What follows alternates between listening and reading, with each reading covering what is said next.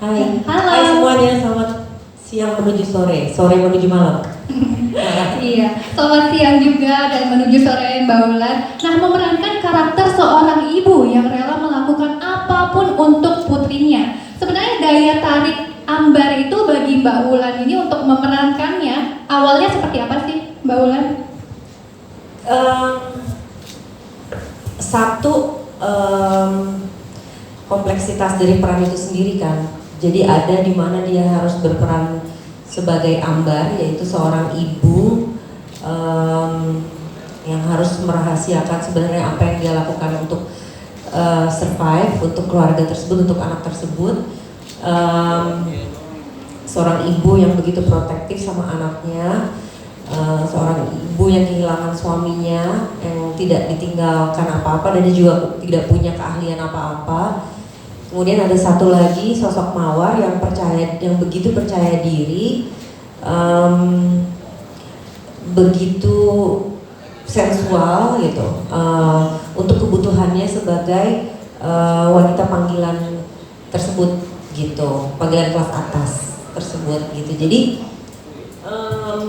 ini satu orang, masalahnya dia juga nggak bipolar gitu, masalahnya juga dia tidak punya, jadi dia hanya apa ya, bagaimana dia pada saat dia menjadi Mawar dia tetap terlihat sebagai Ambar, tetapi sosok yang berbeda aja gitu. Jadi ya hal tersebut yang membuat aku menarik untuk memerankan tokoh tersebut gitu. Selain siapa orang-orang di belakangnya, tayang di mana, ngapain buat bagus-bagus tayangnya di mana nggak ada yang nonton juga. Kalau misalnya bikin seperti ini terus kita udah tahu nih tayangnya nggak bakal ada yang nonton, berat di kita juga gitu kan. Udah tahu tayangnya di video, di belakang ada Mas Monty, Mas Reka, pemain-pemain ada siapa aja gitu. Jadi memperkuat secara keseluruhan gitu project ini gitu. Jadi ya disitulah letak dimana akhirnya aku menerima project ini gitu. Oke, adakah kesulitan atau tantangan selama proses syuting di lokasi syuting seperti apa Mbak Wulan? Kalau tantangan banyak ya, setiap project itu, setiap peran itu pasti menantang karena kan bukan memerankan diri kita dan kita nggak ngalamin gitu kan. Kita harus merasakan kalau kita yang menjalani dan mengalami itu semua. Yang menantang, menyenangkannya adalah semua teman-teman lama ini teman lama, Wingky juga teman lama. Jadi to break the ice itu kita udah nggak ada itu lagi kan. Biasanya kalau kita kan harus break the ice dulu, baru membangun chemistry, masuk ke peran gitu. Nah ini kita udah courting ya, courting dikit gitu di awal, tinggal masuk ke peran gitu. Dan juga jadi lebih relax gitu, lebih mudah lah gitu. Apalagi kan di sini juga ada adegan yang walaupun itu semua adalah trik kamera dan akrobat dan koreo, tapi kan tetap aja kita harus dengan orang yang kita nyaman gitu kan. Nanti panggung di sini ya, nanti begini ya, kayak akrobat gitu, nggak ada seksi-seksi, nggak ada ininya, tapi tetap aja kan kita harus nyaman gitu kan. Jadi ya paling lucunya di situ ya, kita ngakak mulu ya Mas Reka ya pas adegan itu ya. Pas lihat hasilnya kayak gitu di lapangannya, buset. Di lapangannya kayak akrobat. Sirkus ya. Gitu, itu lucunya di situ. Mbak Wulan kasih kita alasan dong, kenapa kita wajib menonton Open BO? Oh wajib banget, karena itu tadi it's all round tontonan yang ada keseluruhan. Jadi di sini ada drama yang begitu dalam, yang haru biru, tapi juga dibalut komedi yang begitu segar. Dan iya kan, kita pasti penasaran kan dengan Open BO itu sendiri. Bagaimana sih kehidupan, bagaimana sih operasionalnya, bagaimana sih mereka menjalaninya, kenapa sih mereka Open BO gitu, nggak ada pilihan lain gitu kan. Hal-hal seperti itu pasti menarik buat masyarakat.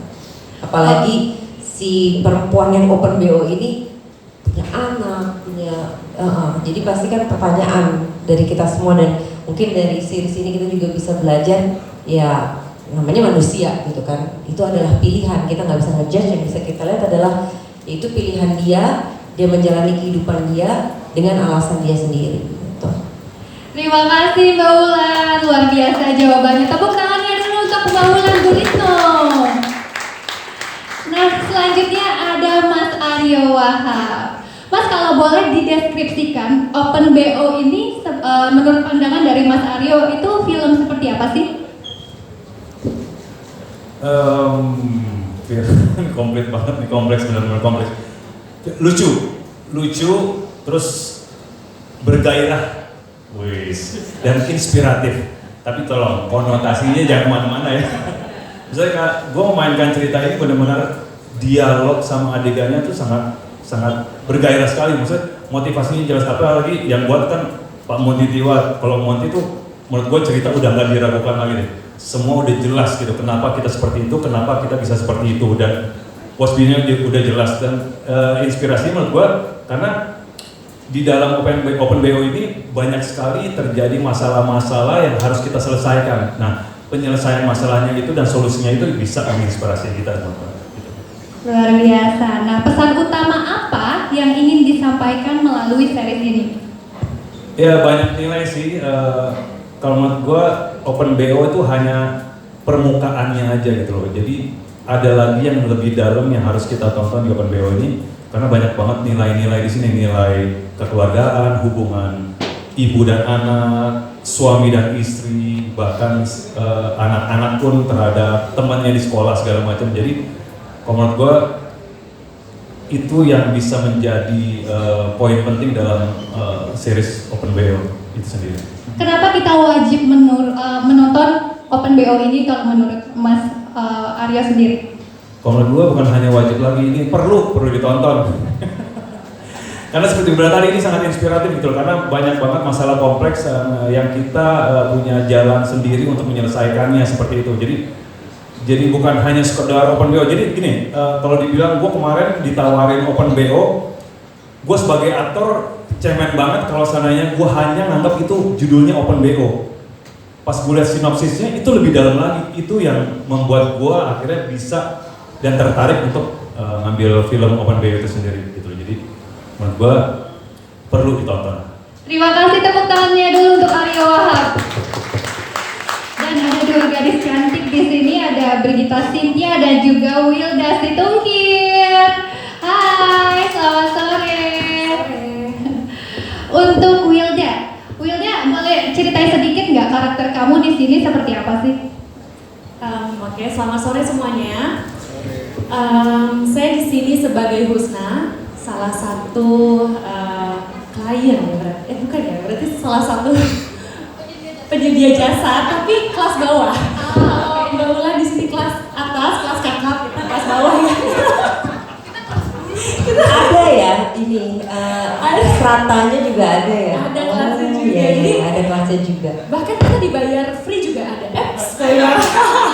Nggak, karena jadi ya pacar lagi nggak datang. Jadi karakter aku di sini sebagai Husna, yang pasti sosok yang punya kebutuhan juga untuk mencari rezeki, tapi di satu sisi punya fetish yang dimana kita nggak bisa pungkiri bahwa ya itu manusiawi.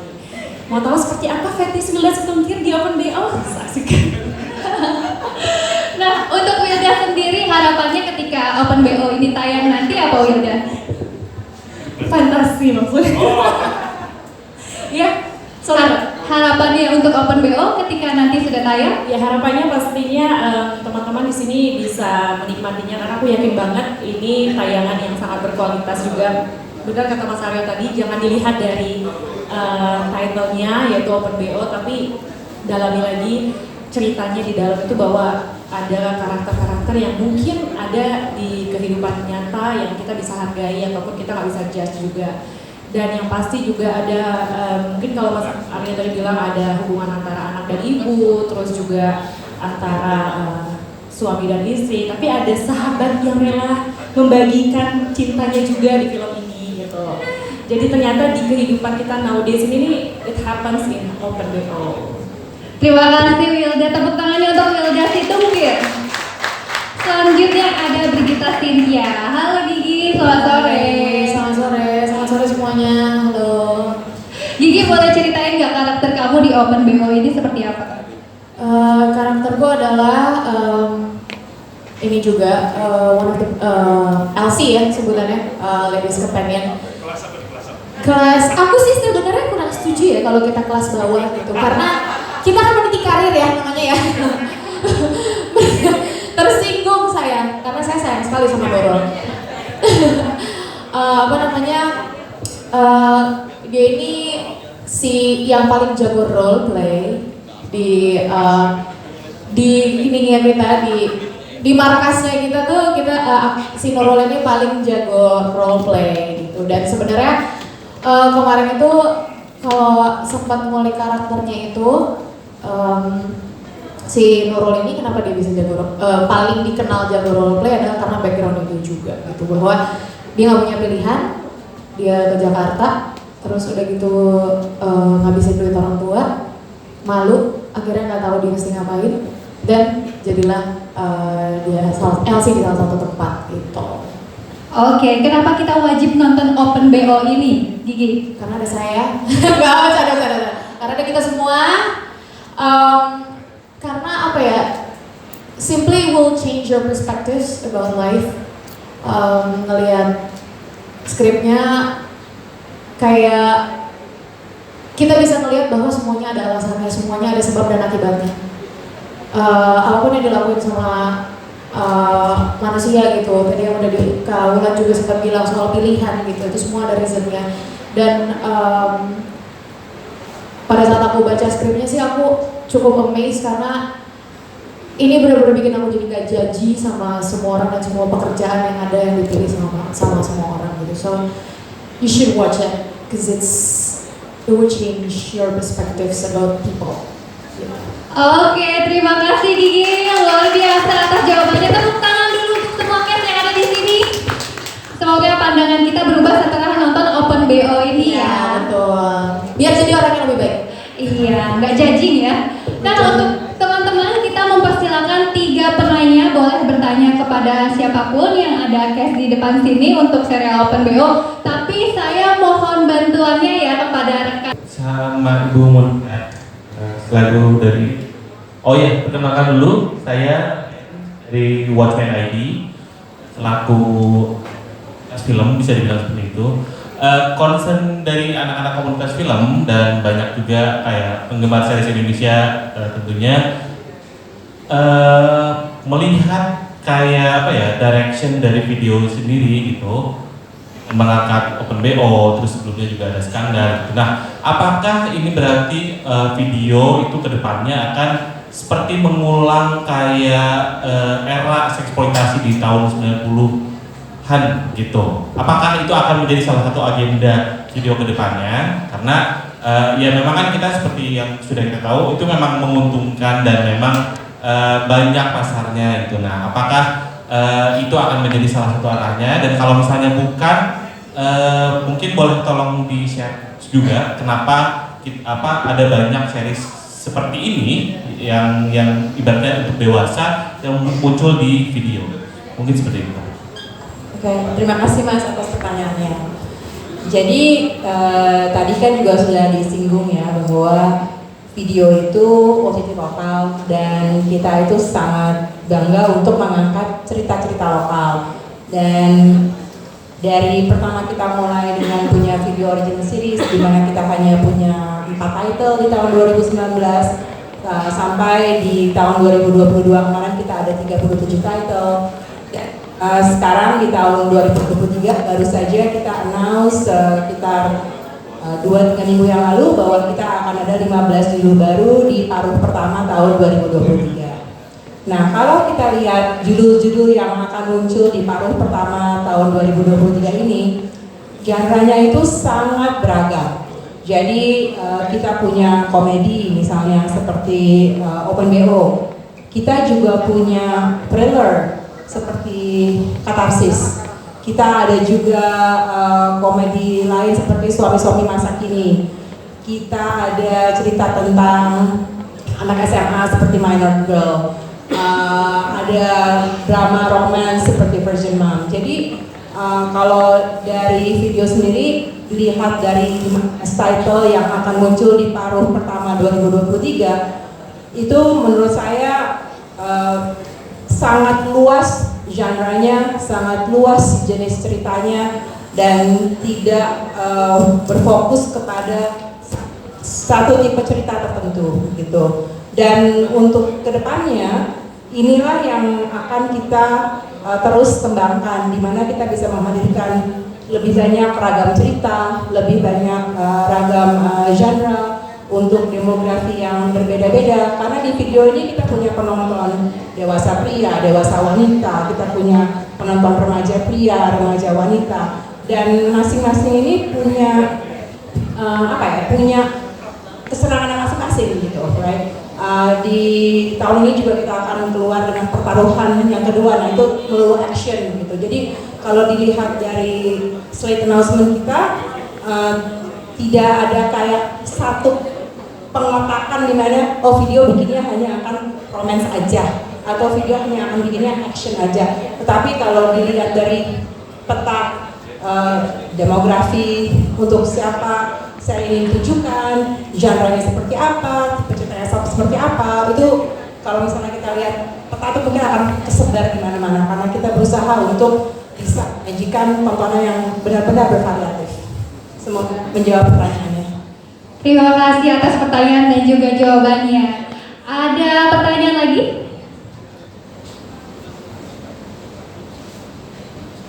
Iya, silakan Mas.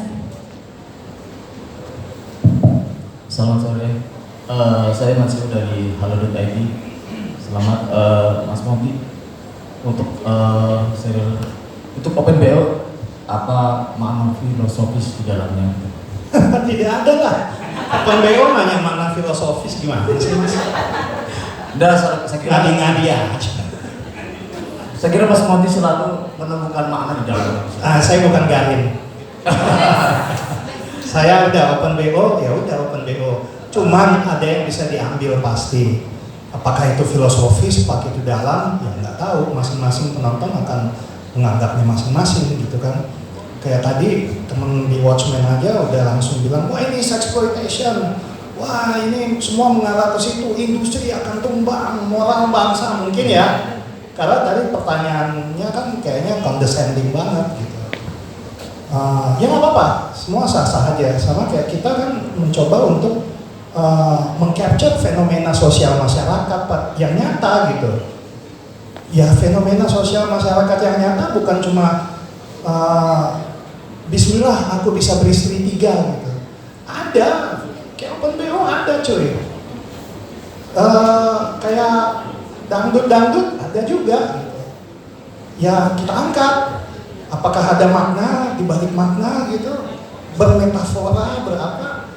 Silakan penonton ambil sendiri-sendiri. Tapi yang pasti saya jamin ini fenomena sosial yang nyata, ini lokal. Dan kita sebagai pembuat kita nggak berangan-angan untuk punya makna filosofis di dalamnya, Mas.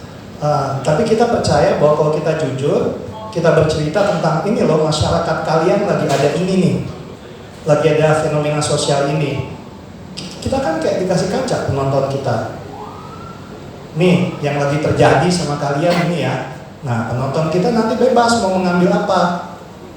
Ada pelajaran, diharapkan iya ketika kita berkaca. Kayak kita kalau tiap pagi kaca ngaca nih, kan lu kelihatan tuh, oh ada jerawat ya sini. Benerin aduh rambut gua agak miring ya sini, sisir kan itu fungsinya refleksi, itu fungsinya berkaca. Itu tugas film menurut saya, bukan mengajarkan, bukan mendidik apalagi. Kita cuma refleksi dari diri kita sendiri aja. Nanti penonton kita kan udah gede-gede ini, udah pinter semua. Nah refleksinya kayak gini ya, ayo mau benerin nggak? Salah nggak nih?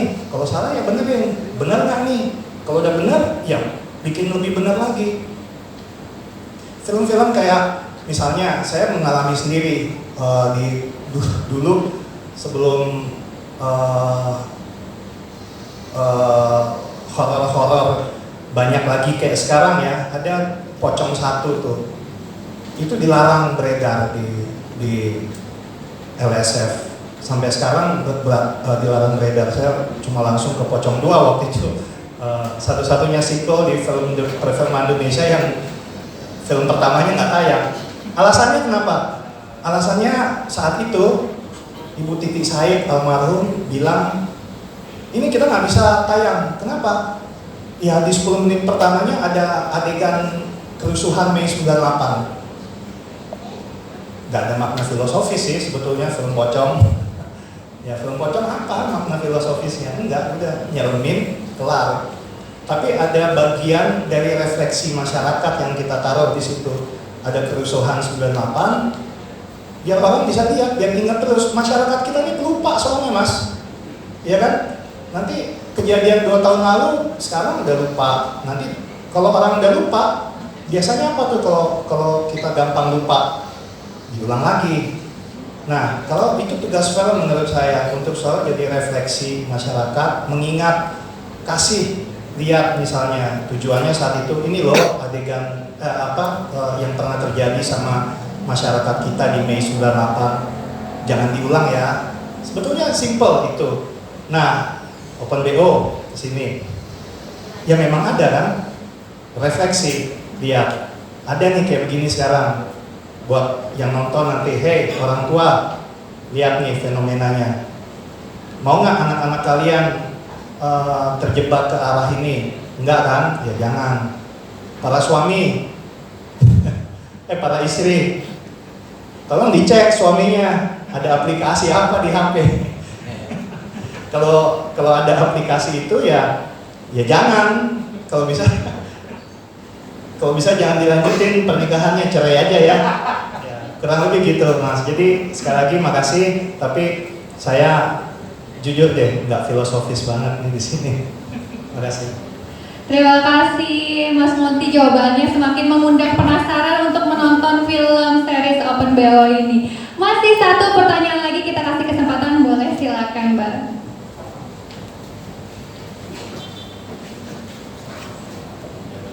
Halo, saya Presi dari Nova. Mau bertanya kepada Mbak Wulan Guritno, sebagai pemeran utama di series ini, adakah perubahan pandangan terhadap perempuan yang berprofesi seperti ini dari sebelum memerankan sebagai sosok tersebut dan setelah memerankan sosok tersebut, dan apa pesannya untuk para perempuan yang berprofesi ini? Terima kasih. Selamat datang sebelumnya kepada Mas Wingky Wiryawan. Tepuk tangannya dulu. Luar biasa, sudah bergabung, sudah lengkap sekali. Halo Mas Wingky. Boleh menyapa dari Mas Wingky. Hai, selamat malam. Dari pers telat. Ganteng.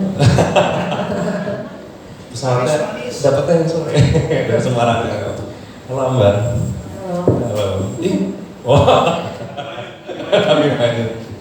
Gak manyun lagi orang diganti. Oke, tadi Mbak, sorry banget, tadi pas Mbak lagi membuka pertanyaan aku lagi ngobrol sedikit. Jadi tadi pertanyaan benar nggak ini? Apa pendapat saya sebelum dan setelah memerankan wanita yang menjalani hidupnya seperti ini? Benar? Atau kalau salah boleh diulang? Itu dan pesannya setelah tahu gambaran profesi ini, pesannya gitu. Balik lagi sebenarnya tadi udah aku jawab ya, ini sebuah kehidupan yang diarungi oleh manusia-manusia di dalamnya, dan semua manusia-manusia di dalamnya punya pilihan masing-masing, termasuk perempuan-perempuan yang memang memilih menjalankan hidupnya Open BO. Kita nggak bisa ngejudge, kita juga nggak bisa ya mungkin kita punya perspektif masing-masing, kita punya pilihan masing-masing. Jadi dia menjalankan itu juga pasti ada alasannya gitu, ada alasan yang kuat gitu. Jadi biarlah sebuah pilihan menjadi sebuah pilihan yang nggak bisa kita komentari. Kalau menurut aku sih seperti itu ya. Aku yakin ini nggak ada maksud dari aku untuk bilang atau memilah ini sebuah hal yang positif atau negatif. Tapi pasti setiap manusia di muka bumi ini pasti kepingin yang terbaik dalam menjalani hidupnya. Dia pasti harus menjalani segala sesuatu rintangan dulu, yaitu jalan yang harus dia arungi, atau mungkin yang bisa menjadi pilihan untuk tidak diarungi atau iya gitu. Dan kalaupun iya akan menjadi sebuah pelajaran hidup buat dia. Ya udah begitu aja bisa dijawab. Saya mau komen apa? Oke, ya kan? Kalau untuk sebagai saya, Ambar ya, kan sebagai peran saya, perasaan saya ini sebagai Ambar ya, saya ngerasa sangat bersalah terhadap anak saya. gitu. Karena kalau Ambar sebenarnya nggak pingin ngejalanin, cuma dia ditinggal suaminya, kemudian secara mendadak dia bingung sekali untuk gimana ini, banyak sekali lah bil-bil yang harus dia bayar dan dia tidak punya keterampilan yang berlebih gitu. Jadi yang dia tahu untuk saat itu hanya itu gitu. Dan dia ngerasa begitu bersalah terhadap anaknya karena merahasiakan hal tersebut terhadap anaknya. Coba bayangkan kalau anaknya tahu atau dunia tahu apa jadinya kan, gitu. Jadi ya di situ mungkin apa namanya dilema dan semua bergejolak di Ambar itu karena anak sih itu utamanya. Terima kasih Mbak Ulan atas jawabannya luar biasa. Tepuk tangannya dulu untuk Mbak Ulan dan juga para penanya tadi. Nah, di sini nggak lengkap ya kalau kita tidak mendengarkan tentang series Open BO ini dari Mas Wingky. Mas Wingky, apa kabarnya? Sehat, Mas? Sehat. Wah, luar biasa, tepuk tangannya dulu dong. Oh, salah gini.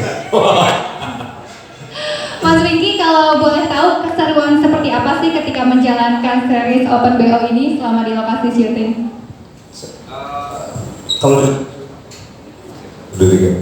Kalau di lokasi syuting banyak banget. Cek 1, 2, 3. Oke. Kenapa nggak 1, 2, 3 ya? Kenapa nggak 2, 3, 4 gitu? Oh iya bisa. Kalau kejadian seru di lokasi setting hampir tiap hari ya, bahkan dari reading juga itu maksudnya serunya banyak banget karena kita kan memilah pertama-tama waktu itu Mas Monty cerita sama saya dipanggil ke sebuah lokasi syuting untuk menjelaskan karakter Jaka seperti apa, the whole plot, the story-nya seperti apa gitu. Udah gitu ketemu sama Mas Reka Wijaya juga, dia sangat detail sekali gitu untuk menerangkan bahwa every scene plotnya itu seperti apa. Jadi serunya kayaknya lebih seru di part itunya karena kita mengolahnya sometimes scriptnya udah pasti udah jadi kan dari awal gitu. Cuman begitu pas di lokasi dengan set yang ada dan pengalaman take scene yang sebelumnya itu kita kadang-kadang bisa berubah tuh. Serunya tuh bisa berubah dalam artian kayak kemarin pas reading kita perasaan kok kayaknya sampai tingkat emosinya segini ya, tapi pas udah syuting bisa jadi berubah gitu. Kayaknya kita bisa enak dibawa ke sini nih kata Mas Reka. Terus aku juga punya pendapat gitu. Gimana kalau dibawa ke sana? Kesana mau kesini, ketemunya di tengah gitu. Itu yang seru sih. Jadi banyak pembahasan yang biasanya nggak pernah gue dapetin di syuting-syuting gue sebelumnya gitu. Ini diskusinya sangat padat ya gitu. Itu serunya di situ sih. Kalau buat saya gitu. Oke.